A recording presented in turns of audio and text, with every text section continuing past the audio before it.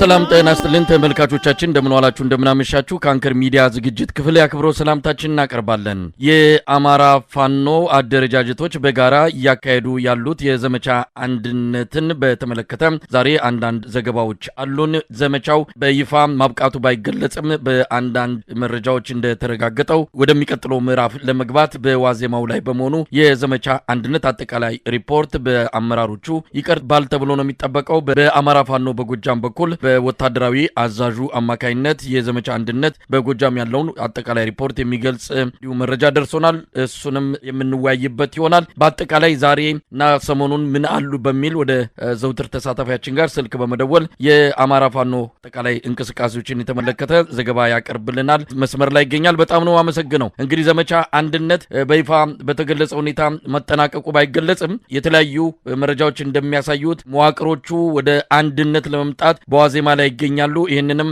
በቅርቡ ያበስራሉ ተብሎ ይጠበቃል። እስቲ ውጊያዎች አሉ ከዚህ ጋር የተያዘ ዘመቻ አንድነት ጋርም በተገናኘውም በሌላ በመደበኛነት የሚካሄዱ ውጊያዎች ምን አሉ በአጠቃላይ? አመሰግናለሁ መሳይ። እንግዲህ ዘመቻ አንድነት ለ14ኛ ቀን ዛሬ ተጠናክሮ ነው ያለው።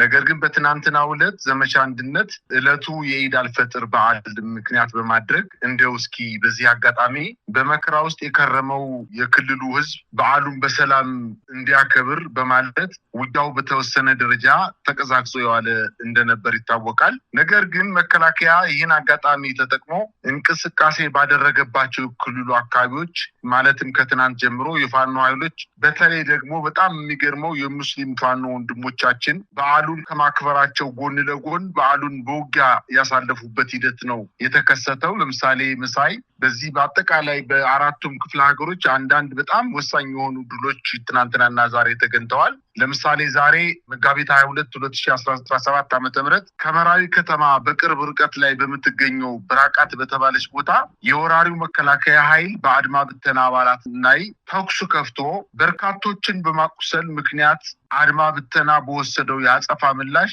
በርካታ የወራሪው መከላከያ አባላት ሙትና ቁስለኛ መሆናቸው ተረጋግጧል። ውጊያው ለብዙ ሰዓታት የቆየ ሲሆን ጦርነቱ መነሻ ደግሞ አድማ ብተናው ውጊያ ላይ ከጀርባ እየመታን መጨረስ አለብን የሚል የግምገማ ሀሳብ ማቅረባቸውን ተከትሎ እንደሆነ ተረጋግጧል። ከዚህ በፊት በተደረገ ጦርነት ወቅት ሁሉ የአማራ ልዩ ኃይል ከእኛ እኩል ከታጠቀ በኋላ ወደ ፋኖ ከነትጥቁ እንዲቀላቀል ተደርጓል። ስለሆነም አሁንም አድማ ብተናው በሙሉ ወደ ፋኖ ከመግባቱ በፊት በውጊያ ጊዜ ከጀርባ እየመታን ትጥቁን መውሰድ አለብን በሚል የመከላከያ አባላቱ በአድማ ብተና ኃይሎች ላይ ቀድመው ተኩስ እንደከፈቱባቸው ተረጋግጧል። የአማራ ተወላጅ የሆናችሁ በዚህ አጋጣሚ የአማራ ፋኖ በጎጃም መረጃ ሲያደርሰን አያይዞ አሁንም በክልሉ ላይ የመከላከያ ሰራዊቱ የገደላቸው ነገር ግን መሳሪያ ይዘው የፋኖ ኃይሎችን የሚወጉ ኃይላትን ጥሪ አቅርቦላቸዋል። በዚህም ጥሪ መሰረት የአማራ ተወላጅ የሆናችሁ የአድማ ብተና አባላት ሆይ የወራሪው አብይ ሰራዊት ከጀርባ እየመታ ከመጨረሱ በፊት የያዛችሁትን ይዛችሁ ከጀግኖች የፋኖ ወንድሞቻችሁ ጎን እንድትሰለፉ እንጠይቃለን ሲሉ የፋኖ ኃይሎች ወንድማዊ ጥሪያቸውን አቅርበውላቸዋል። እንዲሁም ዛሬ በዳንግላ ከተማ የአብይ አህመድ ኮሎኔል የሆነውን ጨምሮ በርካታ የመከላከያ ሰራዊቱ አባላት በመናገሻ ጀንበሬ ብርጌድ አማካኝነት ተደምስሰዋል። 14ኛ ቀኑን በያዘው ዘመቻ አንድነት የአማራ ፋኖ ከዳንግላ ከተማ በቅርብ ርቀት ላይ ከአባድር እስከ ዋሻ ካብልታ በተከፈቱት ሁለት የውጊያ ግንባሮች በጠላት ላይ ሰብአዊና ቁሳዊ ኪሳራ አድርሰዋል። የአማራ ፋኖ በጎጃም 3ኛ ጎጃም አገው ምድር ክፍለ ጦር ባደረገው የተቀናጀ ጥቃት ከዳንግላ ከተማ በቅርብ ርቀት ላይ በምትገኘው ዘለሳ በተባለ ቦታ ላይ የ23ኛ ክፍለ ጦር ዘመቻ መሪ ኮሎኔልን ጨምሮ በርካታ የጦሩ አባላት የተደመሰሱበት ሲሆን ከነበረው ጠላት መካከል ከግማሽ በላይ የሚሆነው ሙትና ቁስለኛ ሆኗል። በዚህም በአማራ ፋኖ በጎጃም የተደመሰሰው 13ኛ የአብይ አህመድ ኮሎኔል ሆኖ ተመዝግቧል። በአማራ ፋኖ በጎጃም 4ኛ ጃዊ መተከል ክፍለ ጦር ስር የሚገኘው ጣና በለስ ብርጌድ ባደረገው መብረቃዊ ጥቃትም ማንዱራ ከተማ የሚገኘውን የጠላት ኃይል አከርካሪውን በመስበር በከፍተኛ ደረጃ ሰዋዊና ቁሳዊ ኪሳራ አድርሶበታል። በመተከሉ ጥቃት የተናደዱ ያገዛዙ ኃይሎች ፓዊ ከተማ ላይ ፖሊስና አድማ ብተና ጋር በመተባበር ንጹሃን አማራዎችን ገለዋል። ከተገደሉት መካከል አዝመራው ተፈራ፣ ደረጀ ገነት፣ መንግስቱ አሸብር፣ ባበይ ገነቱ ሲሆኑ ቁስለኛ የሆኑ ደግሞ ጥሩነህ የኔዓለም፣ አምሳሌ አውለው፣ ባበይ ላቀና ባበይ አስረስ መሆናቸውን ለማወቅ ተችሏል። በሌላ በኩል ትናንት ከምሽቱ 2 ሰዓት አካባቢ የአራተኛ ክፍለ ጦር ኮማንዶ አባላት ጃዊ ፈንድቃ ገብተው ከ4 በላይ አድማ ብተና አባላት ደምስሰው የወጡ መሆናቸውን ለማወቅ ተችሏል።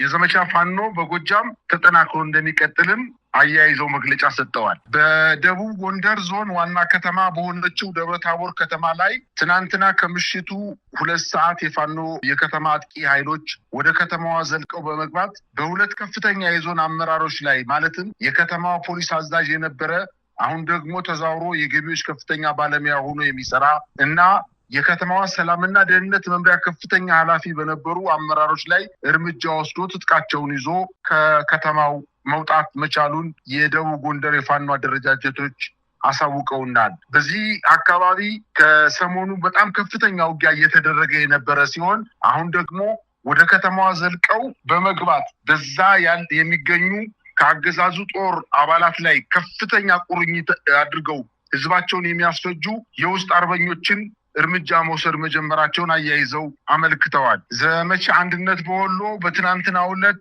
በምዕራብ የወሎ ክፍል ጃማ ወረዳ ውስጥ ወረኢሉ ወረዳ ድንበር አጠገብ አስደማሚ ጀብዶ ተፈጽሟል። ቀይ አፈር ከሚባለው ቀጠና በሌሊት ተነስተው ለግዳጅ የሲል ብርጌድ ኃይል ወዳሉበት ቦረና ቀጠና የገቡት የሰላም አስከባሪ የሚባሉ አባላት ለአሰሳ ሲንቀሳቀሱ ለወሬ ነጋሪ ሳይቀሩ ተደምስሰዋል። በፋኖ እንድሪስ ኢማም የሚመራው የዋሴል ብርጌድ ፋኖ የጠላትን እንቅስቃሴ በቅርበት በመከታተል ኦፕሬሽኖችን ቀድሞ በማክሸፍ የተዋጣለት ሲሆን ትናንትና ለዛሬ አጥቢያ ሌሊቱን በአማራ ብልጽግና ሰላም አስከባሪ የስም ካባ ተሰጥቶት በራስ ህዝብ ላይ ፍጅት እየፈጸመ የሚገኘው ሚኒሻ አባላትን በመክበብ የሞት ቀለበት ውስጥ አስገብቶ ደምስሶታል።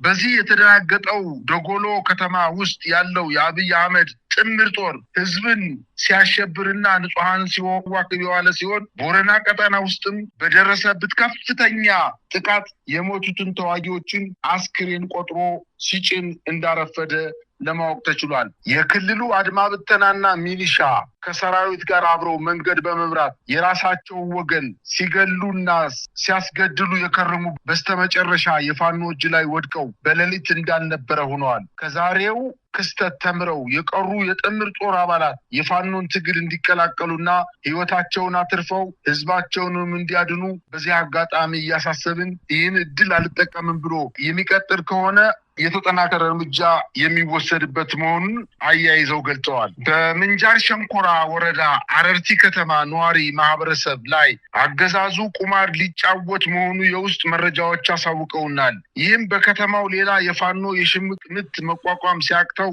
አገዛዙ ከተማዋን ላለፉት 18 ወራት በአስቸኳይ ጊዜ አዋጅ ስር በመሆኗ ከምሽቱ 1 ሰዓት በኋላ ማንኛውም ግለሰብ መንቀሳቀስ እንደማይችል እየታወቀ አሁን ላይ ህዝቡን በምሽት ሮንድ ጥበቃ በሚል ሰበብ በምሽት በማስወጣት ለመረሸና ፋኖ መታቸው የሚል የከሰረ የፖለቲካ ትርፍ ለማግኘት መወሰኑን ለማወቅ ተችሏል። በመሆኑም የከተማዋ ነዋሪ ማህበረሰብ ጥንቃቄ እንድታደርጉ በዚህ አጋጣሚ ለማሳሰብ እንወዳለን። ይህ በእንዲህ እንዳለ ከባልጪ ወደ ተለያዩ የሸንኮራ ቀበሌዎች አገዛዙ የዘጋቸው መንገዶች በአስቸኳይ በ3 ቀናት ውስጥ ተከፍተው ለማህበረሰቡ የትራንስፖርት አገልግሎት የማያገኝ ከሆነ ከሞጆ አረርቲና ባልጪ ያሉ ዋና መንገዶች የአማራ ፋኖ በሸዋ ከሰም ክፍለ ጦር ነበልባል ብርጌድ የሚዘጋ ከመሆኑ በላይ ማንኛውም ክልከላውን ጥሶ የሚንቀሳቀስ ተሽከርካሪ ላይ እርምጃ የምንወስድ መሆናችንን ሲሉ አያይዘው ገልጸዋል። ይህ በእንዲህ እንዳለ በአማራ ክልል የአገዛዙ ጦር አባላት በህዝቡ ላይ ከሚያደርሱት ከፍተኛ ዘረፋ በተጨማሪ ከሰሞኑ ደግሞ ወደ ክልሉ ለህዝብ አገልግሎት በመከራ የሚገባው ነዳጅ ከፍተኛ ወታደራዊ አመራሮች ወደ ማደያዎች በመሄድ ነዳጁን ለግዳጅ ይፈለጋል በማለት በወታደራዊ ነዳጅ ቦቴዎች በመቅዳት ወደ ሌላ ቦታ በመውሰድ 1 ሊትር ነዳጅን በአማካኝ እስከ 350 ብር በጥቁር ገበያ በከፍተኛ ገንዘብ በመሸጥ የግል ኪሳቸውን እያደለቡ በክልሉ ህዝብ ላይ የትራንስፖርት አገልግሎት ዋጋ ላይ ከፍተኛ ጫና በመፍጠር በደል እየፈጸሙ እንደሆነ ለማወቅ ተችሏል። እንደው በዚህ ላይ በተለይ የሰሜን ሸዋን በተመለከተ ከአዲስ አበባ ጋር ቅርበት ካለው የጂኦግራፊ አቀማመጥ ጋር ተያይዞ ኦሮሚያ ብልጽግና በኩል ያለው ስጋት ከፍተኛ እንደሆነ ይነገራል። ይሄ የፈጣን መንገድን ጨምሮ የባቡር መንገድም ሊዘጋ ይችላል በሚል እዛ አካባቢ ከፍተኛ ትኩረት እየተደረገ እንዳለ ነው የሰማነው። ወደዛ አካባቢ የኦሮሚያ ልዩ ኃይል የኦሮሚያ ሚሊሻ መከላከያ ሰራዊት ጋር ሆነው ከፍተኛ ርብርብ ለማድረግ መዘጋጀታቸውም ይነገራል። ያን አካባቢ ፋኖ ከተቆጣጠረው አጠቃላይ የማዕከላዊ መንግስቱ የደም ስር ይቆረጣል የሚል ስጋት እንዳላቸው ነው የሰማነው። በአጠቃላይ በዘመቻ አንድነት በየአቅጣጫው በሚደረገው የህልውና ተጋድሎ በአገዛዙ ህልውና ላይ ከፍተኛ አደጋ መደቀኑን የሚያሳዩ ምልክቶችም እየወጡ ነው። እስቲ አማራ ክልል ያለውን ወቅታዊ ሁኔታ እንመልከት። በክልሉ መንግስት በተለይም ሰሞኑን በተካሄደው ሹምሽር ያንንም ተከትሎ እየተሰሙ ያሉ ነገሮች አብይ አህመድ በክልሉን ይዞ ለመቆየት የሚያስችል አቅም እያጣ እንደመጣ የሚያረጋግጥ ሆኖ ነው የተገኘው። ምናልባት ምሽት ላይ ባህር ዳር አካባቢ ቦምቦች ፈንድተዋል ነው ያሉት። እሱን መረጃ በደንብ እያጣራ ነው እንገኛለን። ነገር ግን የተኳረፉ ኃይሎች ናቸው ከስልጣን የተወገዱትና ከስልጣን እንዲወገዱ ሪፖርት ያቀረቡት እና አረጋ ከበደና በነ አቶ ደሳለኝ ጣሶ መሃል ፍጥጫ እንዳለም ነው የሚነገረው። በአጠቃላይ አማራ ክልል ያለው የወቅታዊ አገዛዙ ቁመና ምን ይመስላል? እርስ በርስ በከፍተኛ ሁኔታ እየተወነጃጀሉ ነው። እውነት ነው መሳይ። ግን የአማራ ህዝብ አንድ ማወቅ ያለበት ነገር ምንድነው?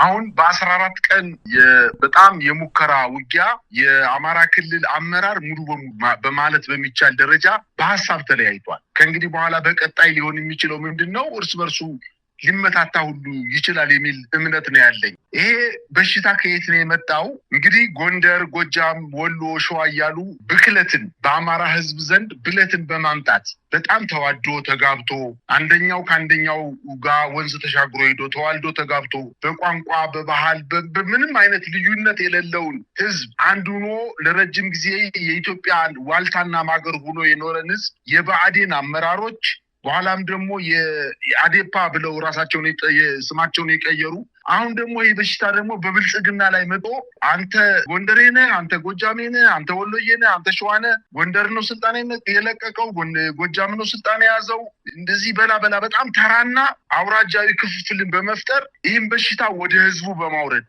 ደስዬን ትነካብኝና እንትና ስልጣን አይዝም፣ አረጋ ከበደ አይቀጥላትም፣ አረጋን ትነካብኝና እከሌ ስልጣን አይዛትም በማለት እርስ በርሳቸው አሁን በመወነጃጀል ላይ ናቸው። ፈርሷል፣ ጦሩ ፈርሷል፣ ሐሳባቸው ፈርሷል፣ ፍላጎታቸው አልተሟላም። እነሱ በክልሎች ዘንድ ከፍተኛ መከፋፈል በመፍጠር ጎጃምን ከጎንደር ጋር በማጣላት እንደ አባታቸው እንደ ብልጽግናው መሪ እንደ አብይ አህመድ የጎርጎራን ፕሮጀክት ጎጃሚዎች ተቃውመዋል።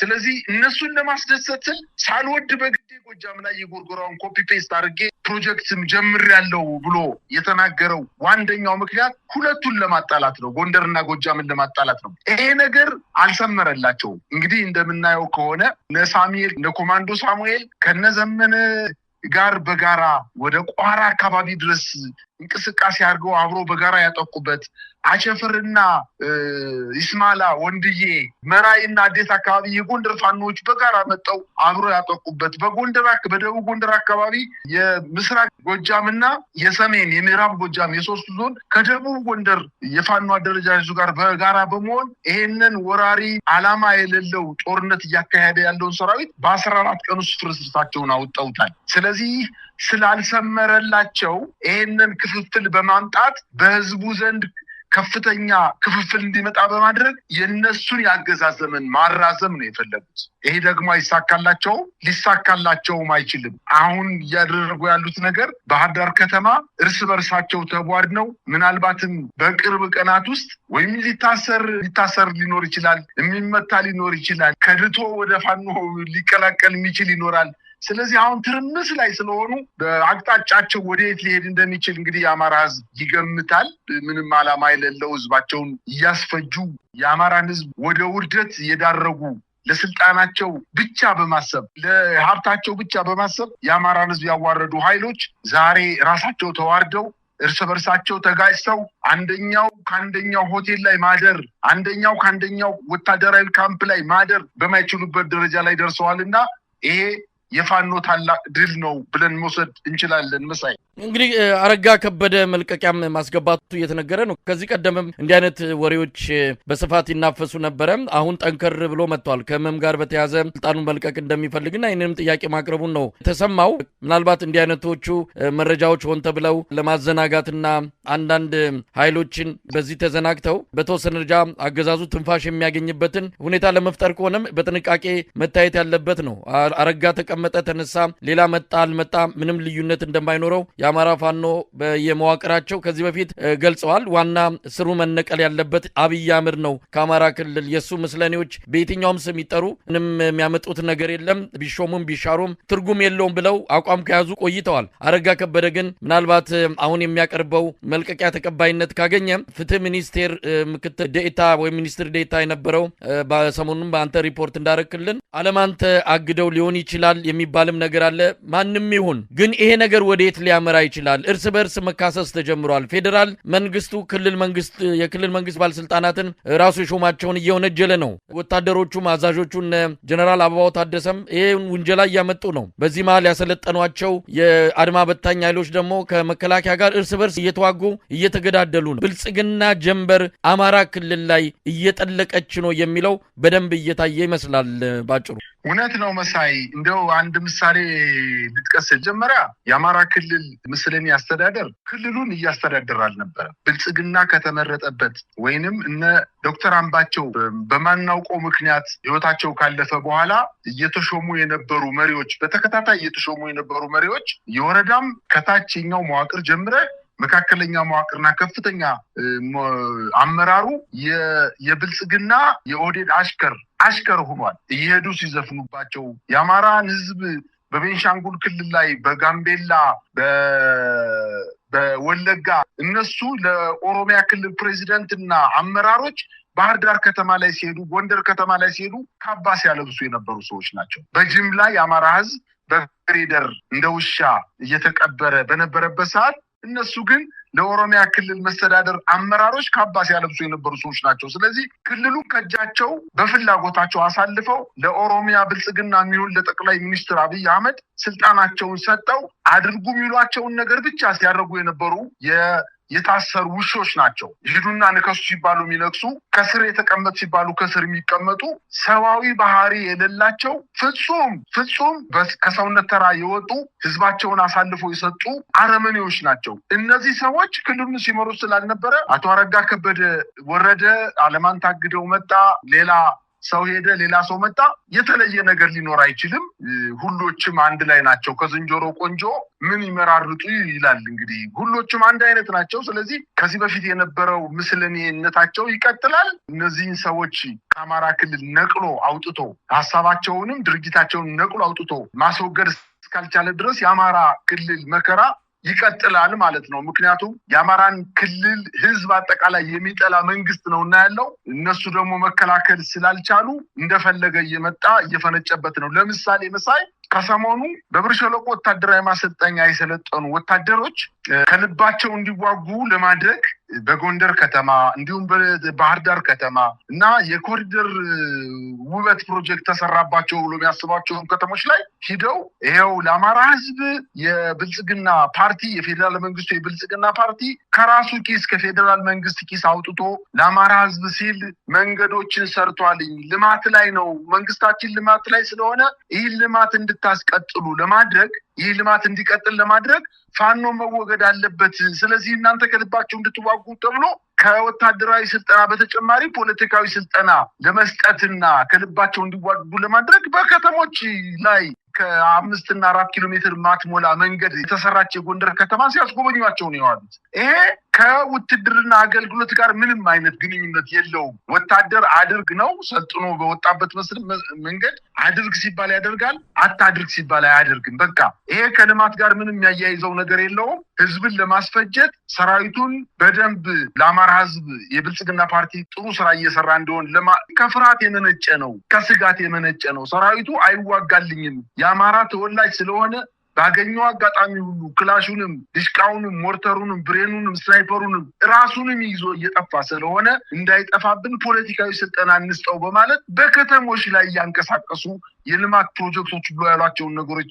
ሲያስጎበኟቸው ነው ትናንትናና ዛሬ የዋሉት። ይሄ ከፍርሃት የመጣ ከስጋት የመጣ ድርጊት እንደሆነ ሊታወቅ ይገባል። በአጠቃላይ ግን አማራ ክልል ላይ ይሄ ስርዓት ወድቋል። ህዝብ ከሱ ጋር አይደለም፣ 100% በፍጹም ከሱ ጋር አይደለም። ምናልባት መሳይ በዚህ 14 ቀን ውስጥ ያየነው ነገር ምንድነው? ውጊያ ተደርጎ የፋኖ ኃይሎች ስትራቴጂካዊ የቦታ ለውጥ ሲያረጉና የመከላከያዎች ወይንም የአብይ አህመድ ሰራዊት ወደዛ ከተማ ሲገባ በብዙ ቦታዎች ላይ ማለት ይቻላል ህዝቡ ንቅል ብሎ ከፋኖ ጋር ነው የሚሄድ። ንቅል ብሎ እንስሳቱን ቤቱን ሳይዘጋ እንስሳቱን ሳያስር ሰብሉን ሳይሰበስብ አብሮ ነው የሚሄደው። ምክንያቱም ወደ ከተሞች ሲገባ ገዳይ ነው፣ ስርዓት ገዳይ ነው። ይህ ተለምዷል። በቃ ተመቶም ይሁን እንዲሁ ባዶ ከተሞች ላይ ወደ ከተሞች በሚገባበት ሰዓት ያገኘውን ሴት ኃይል፣ ህፃን ኃይል፣ መነኩሴ ኃይል፣ ቄስ ኃይል፣ ሺህ ኃይል እየገደለ ስለሚገባ አሁን መከላከያ እንዳይገባባቸው እንዳይመጣባቸው